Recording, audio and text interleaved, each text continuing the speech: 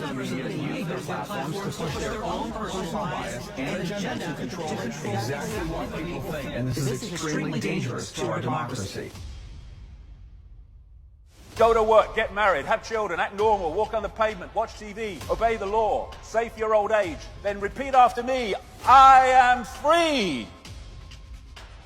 Slavery, it works better when you don't tell them. It's all a mind game. William Casey, CIA director, will know when our disinformation program is complete when everything the American public believes is false.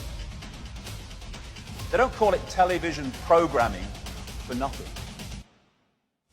What if all you ever knew was a lie? Slavery was never abolished. It was only extended to include everyone. And yet people go so out of their way to convince themselves they're not in a state of slavery.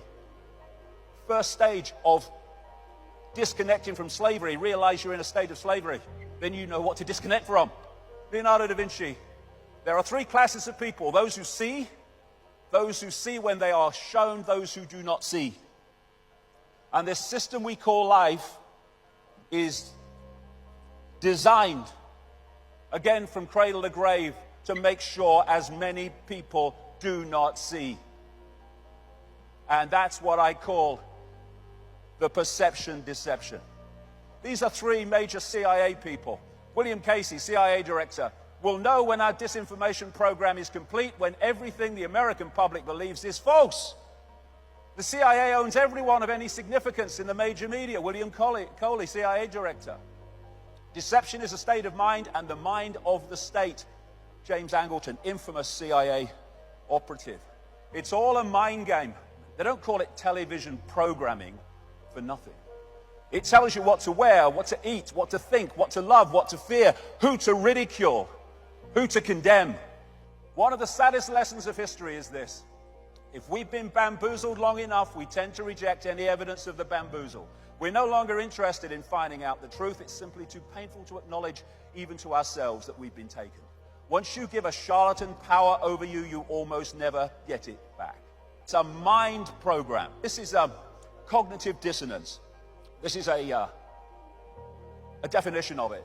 To fool people than to convince them they have been fooled. Why? Because they don't, understandably, want to realize they've been fooled. And this scene from the first Matrix movie captured the Stockholm Syndrome so perfectly. You have to understand, most of these people are not ready to be unplugged. And many of them are so inert, so hopelessly dependent on the system, that they will fight to protect it. And this great man, Giordano Bruno, it is proof of a base and low mind for one to wish to think with the masses or the majority, merely because the majority is the majority.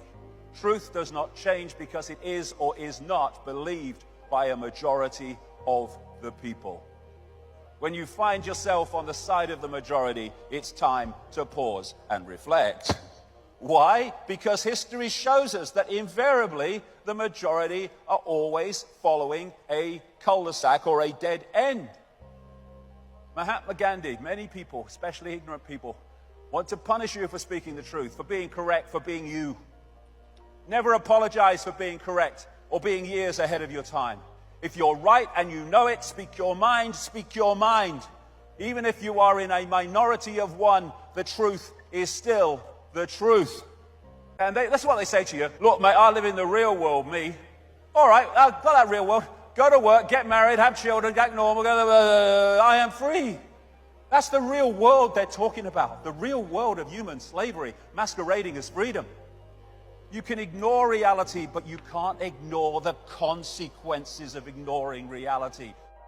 Can you remember who you were before the world told you what you should be? Can any of us remember that?